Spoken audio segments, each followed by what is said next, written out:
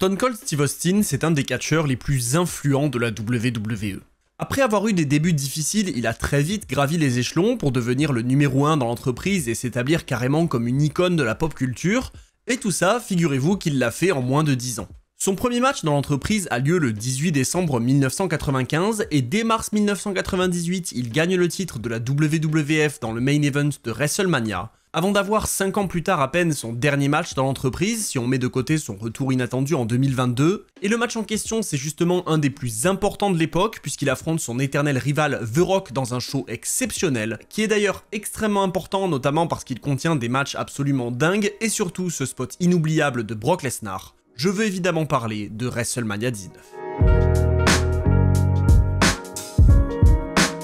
Du coup, vous le savez maintenant, comme chaque mois, il est l'heure de retracer un nouvel épisode de WrestleMania, et cette fois-ci, c'est celui de l'année 2003 qui va nous entraîner vers la Ruthless Aggression pour enchaîner sur les WrestleMania de la vingtaine qui ont marqué beaucoup de fans, dont moi. Et cette année, on se retrouve donc à Seattle, Washington, dans un magnifique stade avec une très belle arène pour le plus grand show de l'année. Alors, déjà, avant de commencer, je vous conseille vraiment de voir le show. Que ce soit avant ou après la vidéo, ça c'est vous qui voyez, mais franchement, c'est un des meilleurs WrestleMania et je trouve qu'il est presque sous-coté en fait. Donc, si vous l'avez jamais vu, foncez sans hésiter, je suis sûr que vous regretterez pas. Allez, maintenant que tout ça c'est dit, on peut commencer le show, et cette année, on ouvre WrestleMania avec l'entrée du luchador le plus connu de la WWE, Rey Mysterio. Ce soir, Mysterio débarque avec une tenue très cool comme à chaque fois pour son tout premier WrestleMania, et il affronte donc le champion Cruiserweight Matt Hardy dans le match d'ouverture de la soirée. Pour obtenir cette chance au titre, Mysterio a dû battre Tajiri et Jamie Noble dans un match triple menace à SmackDown au début du mois, et entre-temps la rivalité a eu le temps de s'intensifier un petit peu, mais soyons honnêtes, c'est pas non plus la plus grande histoire du show.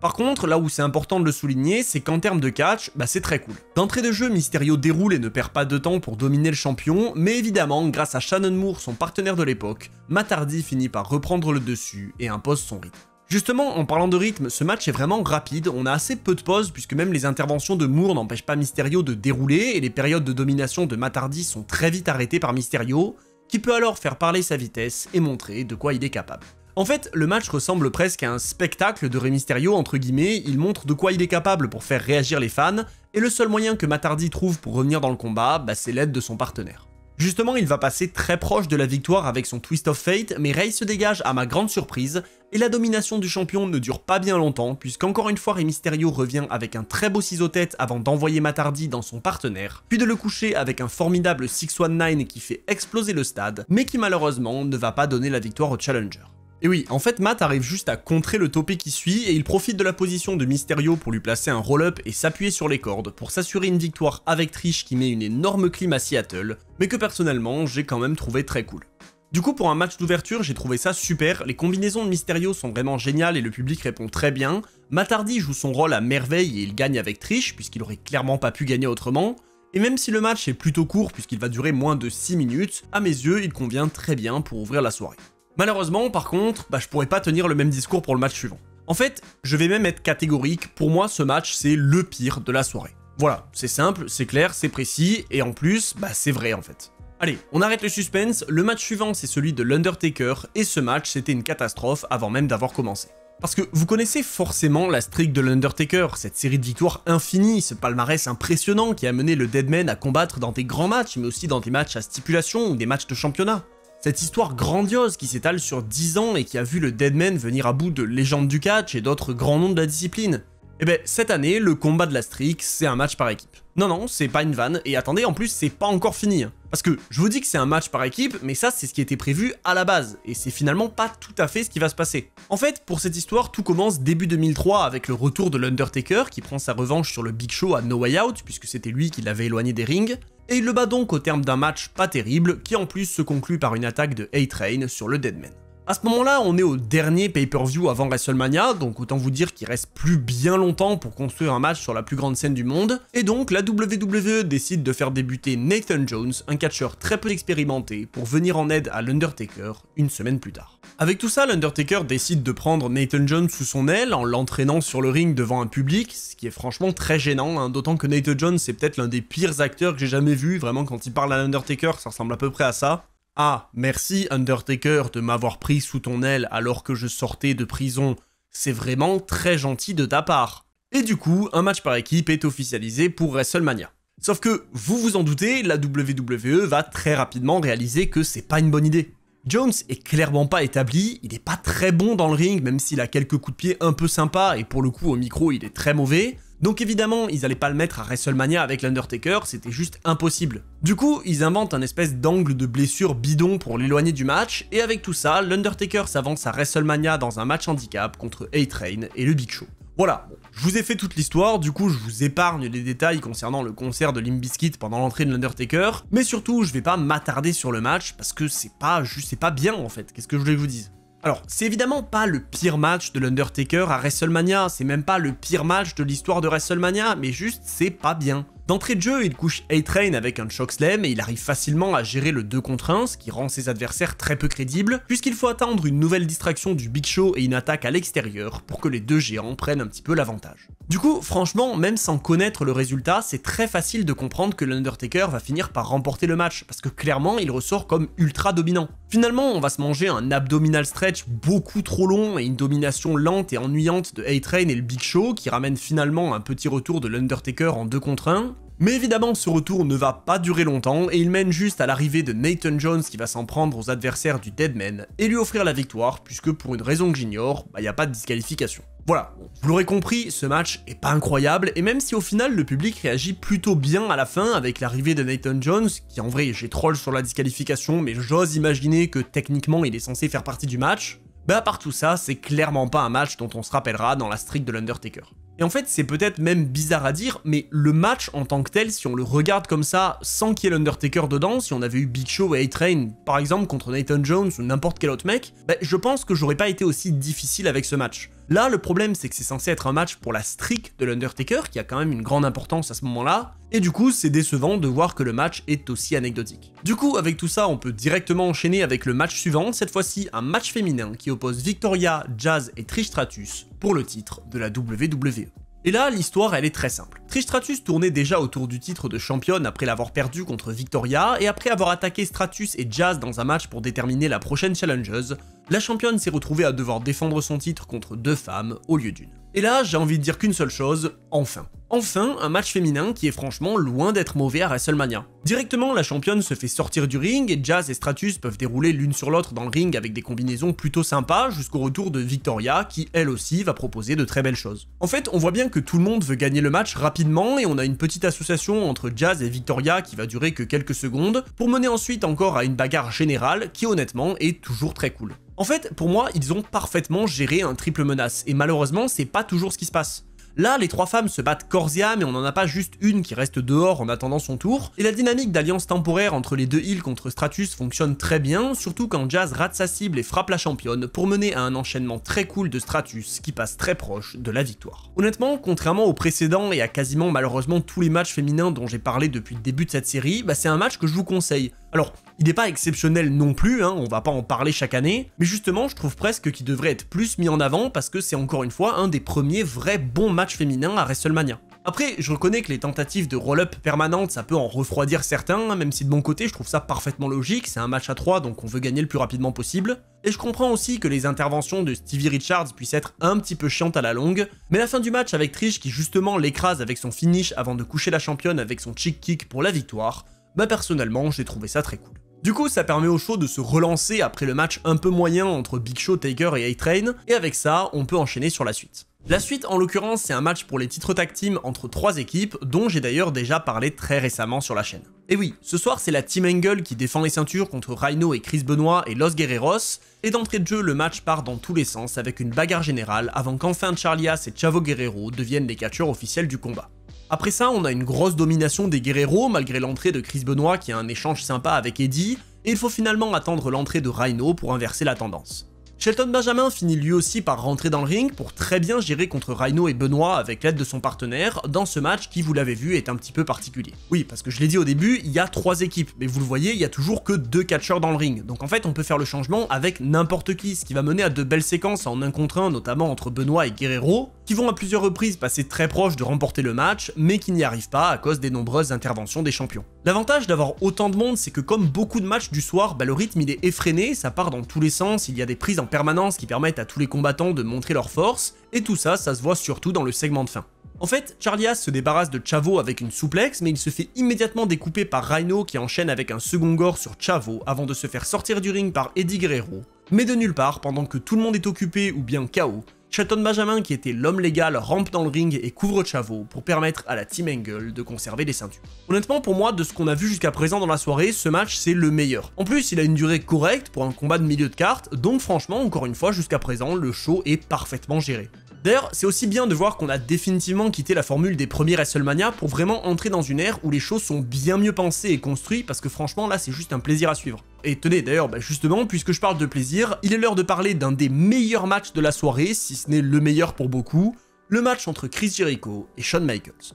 Et oui, là on va entrer à peu près dans la deuxième moitié du show et vous allez voir qu'à partir de là, tous les matchs ou presque sont juste excellents. Mais celui-là, il est encore plus spécial. Déjà, l'histoire, elle est très cool et surtout très forte. En fait, Chris Jericho a décidé de s'en prendre à Shawn Michaels en fin d'année 2002, après le retour de celui-ci sur les rings, et après avoir moqué le Heartbreak Kid et s'être fait calmer par un switch in music, Chris Jericho avait révélé à tout le monde que Shawn Michaels était initialement son idole d'enfance. Du coup, la rivalité va être à la fois centrée sur la haine et l'admiration, puisque la WWE va très bien gérer la dualité du personnage de Jericho en montrant des images de lui qui s'inspire de Shawn à ses débuts et en le laissant dérouler des promos dans lesquels il dit que Michaels n'est plus à la hauteur. Et en plus, les confrontations entre les deux, notamment au Royal Rumble, vont être ultra intenses et elles donnent vraiment envie de voir le combat, donc c'est une super rivalité. Et donc, nous, comme on n'est pas en 2003, on va pas attendre que toutes les semaines se déroulent, on est directement à WrestleMania, et on peut voir deux des plus grands de tous les temps se faire face pour la toute première fois. Allez, justement, je l'ai pas vraiment dit depuis le début, donc je peux bien le faire au moins une fois, allez voir ce match. Non vraiment, honnêtement, c'est un des plus grands matchs de l'histoire de WrestleMania et il est juste formidable. D'entrée de jeu, on a des échanges de catch purs avec des combinaisons hyper intelligentes et de très beaux enchaînements qui régalent le public, et les deux gèrent parfaitement le rythme en passant par des phases d'accélération puis par un rythme un petit peu plus lent avec notamment des soumissions. En fait, ce qui est très cool, c'est que l'histoire de la rivalité, elle continue d'être racontée au fur et à mesure du combat. Jericho connaît parfaitement Michaels puisqu'il s'est inspiré de lui, Michaels connaît aussi très bien son adversaire et donc les contres vont s'enchaîner, et la haine de Jericho se voit aussi très bien avec de nombreuses attaques à l'extérieur. Oui, parce que pendant quelques minutes, c'est Y2J qui domine largement le combat en se concentrant sur le dos blessé de Michaels, ce qui montre aussi qu'il connaît très bien son rival, et franchement, on sent que les fans serrent un petit peu les dents en voyant Michaels souffrir. Parce que oui, à l'époque, il vient de revenir, et le public est encore à fond derrière lui, donc tout le monde veut le voir reprendre le contrôle. Et justement, c'est ce qui finit par arriver après un segment très cool dans lequel Jericho copie les attaques de Shawn Michaels. Mr. WrestleMania est évidemment à son prime dans le match, il lâche des prises excellentes et les deux ont un combat ultra disputé avec des échanges de roll-up et de suplex, et encore une fois, c'est juste trop bien à regarder. En fait, le côté très disputé du combat avec les deux hommes qui tentent tout pour remporter le match face à un adversaire résistant, c'est juste trop bien et en plus ça va servir à construire la fin du combat. Oui, parce que Jericho finit par coincer Michaels dans son Walls pour continuer à se concentrer sur son dos et il domine encore pendant quelques instants avec une fois de plus de très beaux échanges qui lui permet même d'aller jusqu'à voler le switch in music de son adversaire pour passer une fois de plus très proche de la victoire. Les petits retours de Michaels sont eux très vite calmés par Jericho mais le Heartbreak Kid ne lâche toujours pas et Y2J doit alors s'en remettre à la triche pour reprendre le dessus, puisqu'il pousse l'arbitre sur les cordes pour faire chuter Michaels dans une scène que j'ai beaucoup aimée. Heureusement, HBK lui reste encore dans l'affrontement et il finit par revenir avec une souplex puis une descente du coude, mais alors qu'il tente son switch in music, Y2J le coince à nouveau dans son Walls, dont le Heartbreak Kid met très longtemps à se sortir. À ce moment-là, la frustration commence vraiment à se ressentir chez Jericho puisqu'il perd du temps en se plaignant à l'arbitre, et il est donc cueilli par un switch in music venu de nulle part, dont il se dégage sous le choc des fans qui croyaient vraiment que c'était terminé. Bon, pour le coup, après ça, ils auront pas à attendre très longtemps pour voir la fin du combat, puisque dans une combinaison très cool et très fluide, Michaels contre une souplex de Jericho et sort un roll-up de nulle part pour surprendre son adversaire et remporter cet incroyable combat. Et donc voilà, quand je vous disais que ce match était fou, c'est aussi pour ça. Chaque prise, chaque action, chaque contre a son importance pour construire cette fin qui vient de nulle part, et si d'un côté elle permet à Michaels de prendre sa revanche sur un catcheur qui annonçait que son temps était passé, elle montre aussi que Jericho est passé très proche de battre son idole et qu'il a juste été surpris, et ça encore, c'est absolument génial. En plus, je le répète, l'histoire elle est tellement au centre de ce combat qu'elle continue encore à être racontée après la cloche finale, puisqu'un Jericho en larmes vient prendre Michaels dans ses bras après le combat alors que celui-ci lui proposait juste une poignée de main. Mais pour reprendre l'avantage juste après et montrer aux fans qu'il est pas prêt de devenir face, Jericho envoie un coup de pied entre les jambes de Michaels dans un moment qui a marqué l'histoire et qui rend ce combat encore plus spécial. Allez, sur ce, je reprends là maintenant ceux qui ont mis la vidéo en pause pour aller voir le match, je vous salue, dites-le moi en commentaire, Et après un petit concert de Limp Bizkit, on peut passer à la suite, qui en l'occurrence est un catfight spécial WrestleMania. Du coup, je vous le dis tout de suite, on va pas en parler, c'est juste goofy et c'est inutile, et honnêtement, ça a vraiment rien à faire dans ce WrestleMania, parce que même une pause, le concert était largement suffisant. Et donc nous, on passe directement à la suite, le match pour le titre poids lourd entre Booker T et Triple H. Alors, ce match, il est assez particulier. Enfin, le match en tant que tel, pas tant que ça, mais la rivalité qu'il y a autour, elle est vraiment spéciale. En gros, tout est basé sur le fait que Triple H prend Booker T de haut et le considère comme un catcheur qui n'est pas à sa hauteur, notamment à cause de son passé de champion WCW, titre que Triple H considère comme n'ayant aucune valeur, mais aussi et surtout à cause de son passé de criminel. Oui, parce que en gros, quand il avait 22 ans, Booker T a braqué un restaurant Wendy's et il s'est donc retrouvé en prison pendant 1 an et demi. Et si pour lui cette expérience a été bénéfique, puisqu'elle lui a permis de remettre sa vie en question et de devenir la star qu'il est aujourd'hui, Triple H il considère que c'est une honte et que à cause de ça, il ne pourra jamais devenir champion. Du coup, dans tout ça, Triple H va nous sortir cette fameuse promo dans laquelle il dit, je cite, « Les gens comme toi ne peuvent jamais devenir champion du monde », ou encore « Tu n'es pas là pour être un combattant, t'es là pour nous divertir et d'ailleurs vas-y, divertis-moi en faisant ta petite danse », qui, vous l'imaginez bien, ont fait l'objet de nombreuses controverses. Alors, je prévois déjà des commentaires qui vont me dire que ça n'a rien à voir, qui parlaient juste du fait que c'était un ancien criminel, etc. Soit, c'est effectivement ce que la WWE a justifié après. Sauf que vous imaginez bien que, qu'il soit volontaire ou pas, il y a clairement un double sens à ses paroles, et le public à l'époque s'en est très bien rendu compte. Mais du coup, si cette histoire est controversée et qu'elle dépasse un petit peu les limites du catch, vous allez voir que ça aurait quand même pu très bien finir. Parce que, avec tout ça et l'histoire émouvante de Booker T, qui justement revient d'un passé compliqué, il y avait quelque chose de très bien à faire. Et d'ailleurs, quand il fait son entrée à WrestleMania, Booker T y reçoit une grosse ovation. Il est là après avoir gagné une Battle Royale et il est motivé à remporter son 6e titre de champion, ce dont il tente de se rapprocher en début de match avec des échanges de coups violents. Très vite, le match part à l'extérieur, avec Triple H qui envisage même de gagner par décompte, et qui finit par s'en prendre à Booker T dans les 4 coins du ring pour commencer une séquence de domination qui va grandement frustrer les fans. Jusque là, vous le voyez, on n'a absolument rien d'anormal, le méchant de l'histoire a le contrôle sur le combat, et Booker T subit pendant de longues minutes avec Triple H qui impose un rythme lent, et évidemment, Booker finit par revenir avec un DDT pour inverser la tendance, et surtout faire exploser la foule. Après ça, le challenger peut alors dérouler sur le champion en accélérant le rythme, et même si The Game revient quelques instants, Booker T reste dans le match, et les deux ont de beaux échanges dans lesquels personne n'arrive à prendre le dessus. Évidemment, Ric Flair finit par intervenir, on est à l'époque dans les quelques premiers mois d'existence de l'évolution, et Triple H profite souvent de son aide pour remporter des matchs, et donc il peut se relancer dans une période de domination sur son challenger. Alors, en soi, j'avoue que ces moments, ils sont un peu lents, et ça m'a un petit peu sorti du match par moment, mais comme en fait on attend avec impatience le retour de Booker T, c'est pas non plus horrible et ça reste très classique. En plus, Booker il finit par tenter de remporter le match par surprise, avec des roll-ups qui font exploser la foule, donc qui fonctionnent très bien, et son retour finit par arriver avec enfin son coup de pied en ciseaux qui couche le champion sous une immense ovation. Malheureusement, comme il a beaucoup trop subi depuis le début du combat, Booker il met du temps à faire le tomber, et Triple H peut donc lever l'épaule pour se dégager, et il profite finalement d'une nouvelle distraction de Ric Flair pour revenir et rejoindre Booker sur les cordes. Et malgré tout ça, le challenger continue à ne rien lâcher. Il se débarrasse encore de Flair et écrase Triple H avec une senton leg drop exceptionnelle qui fait exploser le stade, mais qui une fois de plus ne lui offre pas la victoire. Blessé au genou, Booker T met encore une fois du temps à tenter le tomber et ça laisse une chance à Flair de venir poser la jambe de Triple H sur la corde pour montrer qu'il s'est vraiment fait sauver.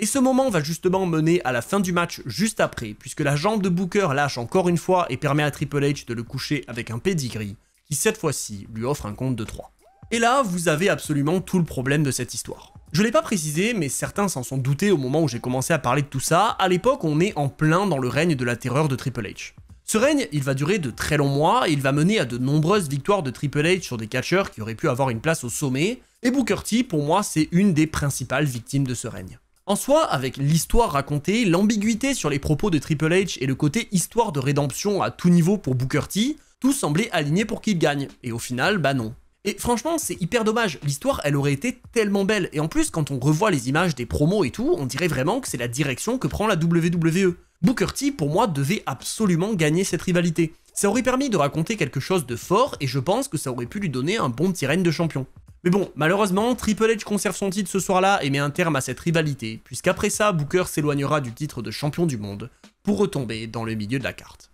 Après, le match en lui-même reste plutôt sympa, certes il est nettement moins bon que le combat entre Jericho et Michaels, mais il reste quand même plutôt cool, et la soirée peut donc continuer sur sa lancée. Et en l'occurrence, la suite, elle est assez spéciale. Parce que là, il n'est pas question de titre de champion ou de grand match, il est question d'une pure bagarre de rue entre Vince McMahon et Hulk Hogan. Et non, vous rêvez pas, c'est vraiment le match dont on va parler. En gros, l'histoire est très simple, Vince McMahon prétend avoir créé Hogan et sa Hulkamania, et il dit avoir été trahi lorsque celui-ci est parti à la WCW, et donc forcément tout ça lance une rivalité qui ne peut se régler que par une pure bagarre. Alors, j'avoue que sur le papier, c'est clairement pas le match de l'année, mais le fait que ce soit un street fight et qu'il y ait une histoire bien réelle entre les deux, notamment avec le procès des stéroïdes, bah ça rend le tout plutôt cool, et donc en fait j'avais plutôt hâte. On retrouve alors le Hogan en jaune et rouge, après son immense moment l'an passé contre The Rock, et il débarque à WrestleMania sur Voodoo Child de Jimi Hendrix, enfin ça c'est si vous regardez la version DVD, parce que sinon il débarque sur la musique d'un catcheur créé dans SVR 2011, mais en tout cas il vient pour un combat très important, puisqu'en cas de défaite, il devra prendre sa retraite. Du coup, Vince peut à son tour faire son entrée, et on voit que d'ailleurs le procès des stéroïdes, ça a pas réglé tous les problèmes, mais enfin bon bref. Et c'est donc l'heure pour les deux principaux responsables du succès de la WWE de s'affronter dans une véritable guerre. Évidemment, c'est Hogan qui prend le dessus et qui déroule avec des coups sur le président de l'entreprise, le bloquant dans le coin et ne se faisant reprendre qu'après avoir reçu un doigt dans l'œil de la part du président.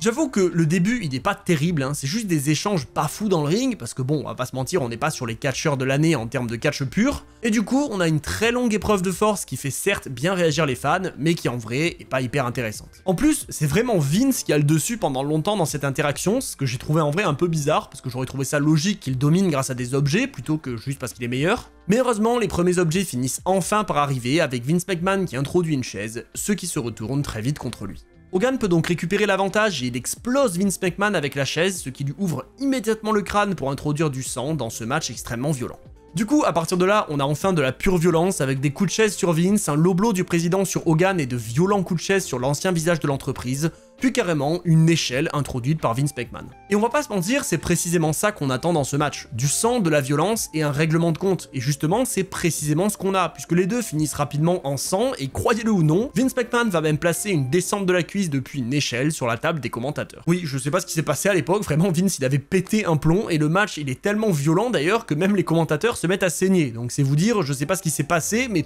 on s'est dit tout le monde va saigner. Bon, bien sûr, ce moment il mène pas tout de suite à la fin du match, on a d'abord droit à cette fameuse image de Vince en sang qui sort une barre en métal de sous le ring avec ce visage juste de fou, mais le président finit par se prendre un low blow qui permet à Hogan de revenir dans l'affrontement. Enfin, ça c'est en théorie, parce qu'à ce moment-là, on a d'abord Roddy Piper qui vient vraiment de nulle part, ça m'a choqué quand j'ai vu le match, et qui s'en prend à Hogan alors qu'il semblait être là pour attaquer Vince, et qui finit donc par quitter le ring sous les huées de la foule, mais évidemment, dans tout ça, Hogan reste fidèle à lui-même, et il se dégage sous une belle ovation. Du coup, à partir de là, Vince pète tout simplement un câble, il dégage l'arbitre du ring pour permettre à Sylvain Grenier, son associé de l'époque, de faire son entrée pour finalement arbitrer le combat. Bon, avec tout ça, je pense que vous l'avez senti, on arrive vraiment au tournant du match, Hogan résiste encore un petit peu et il nous sort son très classique Hulk Up, il ne vend pas les coups de Vince McMahon et déroule sous l'explosion du stade, détruisant Vince et l'arbitre par la même occasion, avant de finir par placer sa combinaison Big Boot et Triple Leg Drop pour couvrir Vince McMahon, remporter le match et conserver sa place à la WWE. Avec tout ça, on a donc un match plutôt sympa, certes pas exceptionnel en termes de catch, mais cool de par sa violence et l'implication du public,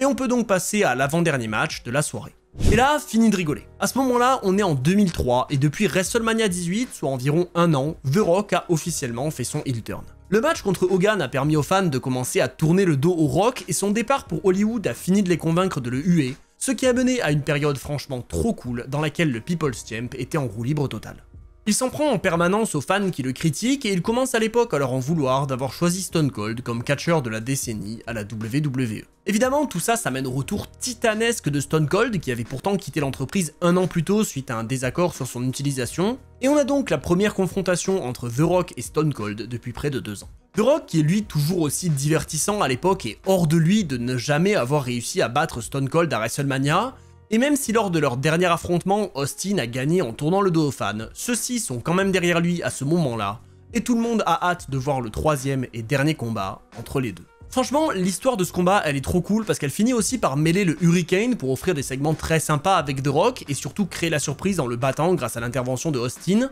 ce qui va justement finir par définitivement officialiser le match entre les deux plus grandes stars de la WWE. Et là où tout ça c'est encore plus spécial, c'est que au-delà de voir deux des plus grands s'affronter pour la 3e fois à WrestleMania, dans une histoire très cool dans laquelle The Rock a quelque chose d'important à prouver, ce match va s'avérer être le tout dernier combat de Stone Cold à la WWE avant son retour près de 20 ans plus tard, Et même si les fans ne le savaient pas au moment où il fait son entrée pour rejoindre The Rock dans le ring, aujourd'hui, ça fait quand même quelque chose. En plus, cette entrée de Stone Cold, elle est juste mythique. Le fait de le voir parcourir cette grande distance entre le stage et le ring avec les fans en folie à ses côtés, c'est juste trop bien. Et on peut donc enfin arriver à l'affrontement ultime entre deux des plus grands de l'histoire.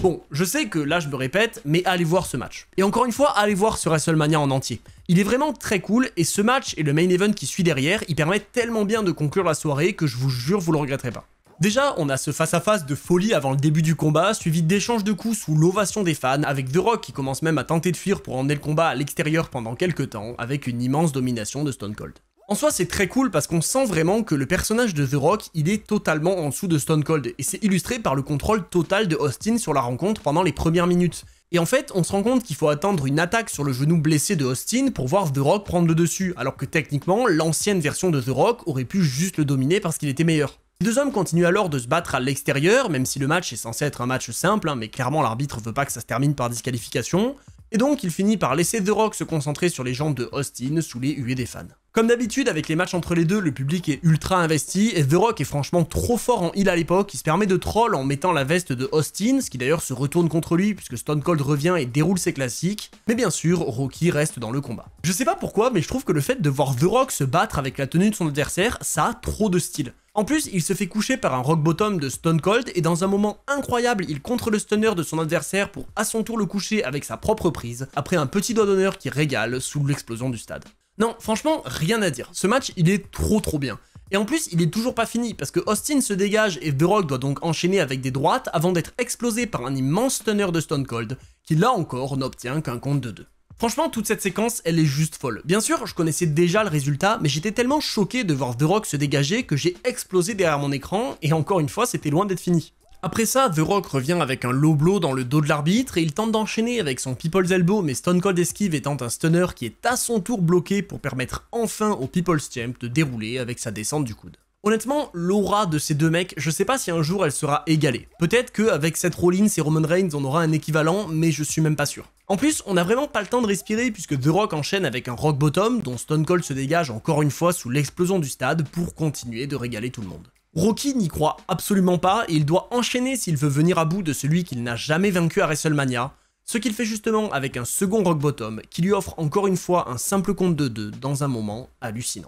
Franchement, j'avais oublié qu'il y avait autant de retournements de situation dans ce combat et c'est juste trop cool. Appuyer sur le fait que The Rock n'ait jamais réussi à battre Austin et sur la résistance de Stone Cold, c'est juste trop bien. Et The Rock est donc finalement obligé de placer un troisième et dernier Rock Bottom pour enfin river les épaules de son adversaire au centre du ring et remporter un des matchs les plus importants de toute sa carrière. Et donc, après le match, alors que les deux sont au centre du ring, The Rock en profite pour glisser quelques mots à Austin qu'il a depuis fini par révéler. Et on sait donc aujourd'hui qu'à ce moment-là, il le remercie pour tout ce qu'il a fait pour lui avant de lui lâcher un « je t'aime », auquel Stone Cold répondra par « moi aussi ». Puis The Rock finit par célébrer et quitter le ring pour laisser le Rattlesnake profiter de sa dernière apparition sur un ring de la WWE. Sous l'ovation des fans, Stone Cold quitte donc WrestleMania 19 sur une défaite, un moyen logique de terminer son immense carrière. Et même si son retour à WrestleMania 38 était sympa, je préfère quand même garder en tête cette formidable image d'un Stone Cold qui a tout donné dans son dernier match contre son plus grand rival. Et donc ça y est, avec tout ça on arrive enfin au vrai main event, et même si tous les matchs précédents avaient l'aura d'un main event, en particulier celui qu'on vient de voir, c'est bien le combat pour le titre de la WWE entre Kurt Angle et Brock Lesnar qui va clore cette soirée. Pour ce match, l'histoire est aussi très simple. Lesnar a gagné le Royal Rumble pour se retrouver face à Angle à WrestleMania, et malgré toutes les attaques de la team Angle sur Lesnar, la bête est encore debout, et il peut donc débarquer sur la plus grande scène du monde pour tenter de remporter le titre de champion. Et là, pas de perte de temps. La cloche sonne et directement, les deux immenses athlètes partent à la lutte. C'est d'ailleurs presque un affrontement de lutte amateur qui ouvre ce combat, avec beaucoup d'échanges au sol pour faire monter la tension, et on voit que les deux sont presque sur un pied d'égalité. Personne n'arrive vraiment à prendre le dessus et les premiers coups sont envoyés finalement par Kurt Angle, mais très vite, Lesnar fait parler sa puissance pour reprendre le dessus. Angle arrive quand même à surprendre son rival avec une German suplex, mais la bête est tellement résistante qu'elle ne semble rien ressentir, et elle peut donc écraser Kurt Angle pour encore une fois revenir dans le match. Le champion de son côté ne lâche rien, il écrase Lesnar sur le coin et sur la barricade pour reprendre le contrôle, et les suplexes pleuvent encore dans le ring pour laisser Angle en contrôle total de l'affrontement. En fait, ce match pour moi, il a parfaitement sa place dans ce show. Parce que jusqu'à présent, on a juste tout eu. Et tous les bons matchs ont eu un style différent. Donc avoir un affrontement basé sur la lutte amateur en main event, surtout entre ces deux-là, c'est juste trop bien pensé.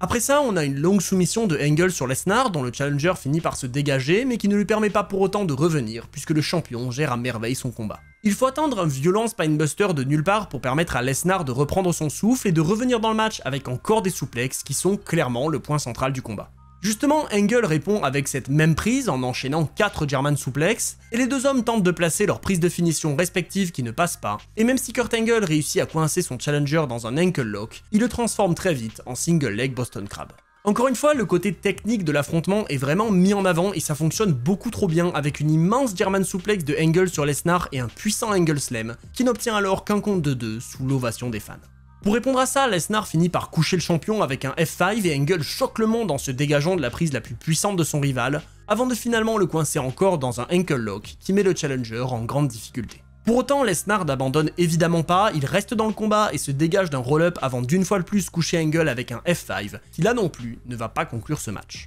Et non, en fait, Lesnar ne veut même pas tenter le tomber. Là, on est sur la plus grande scène du monde, et le jeune catcheur veut prouver quelque chose pour son tout premier WrestleMania. Lesnar va donc alors grimper sur la 3ème corde alors que tout le monde se lève, et dans un moment absolument dingue, inoubliable et terrifiant, Lesnar tente un shooting star press, et voilà ce qui se passe.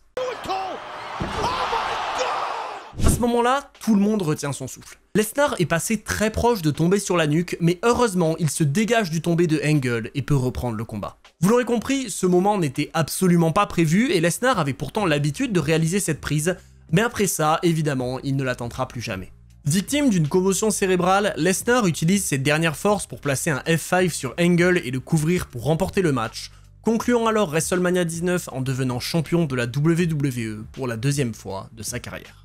C'est donc sur une poignée de main entre deux hommes qui ont livré un match excellent avec cet incident malheureux mais marquant que se conclut WrestleMania 19, un show très bon qui à mes yeux fait partie des meilleurs et sur lequel j'ai adoré revenir avec vous. Du coup, j'espère comme d'habitude que cette vidéo vous a plu, si c'est le cas n'hésitez pas à me le dire dans les commentaires, donnez-moi votre avis sur WrestleMania 19 et puis faites-moi aussi une petite liste des matchs que vous êtes allés revoir ou dites-moi si vous êtes allé le voir chaud en entier. Moi sur ce, je vous attends sur tous mes autres réseaux qui sont dans la description, que ce soit Twitch, Twitter, Instagram, peu importe. Et je vous retrouve très vite pour d'autres vidéos, notamment la vidéo sur WrestleMania 20 qui arrivera courant septembre. C'était Monsieur Hawkin et on se retrouve très vite pour d'autres histoires.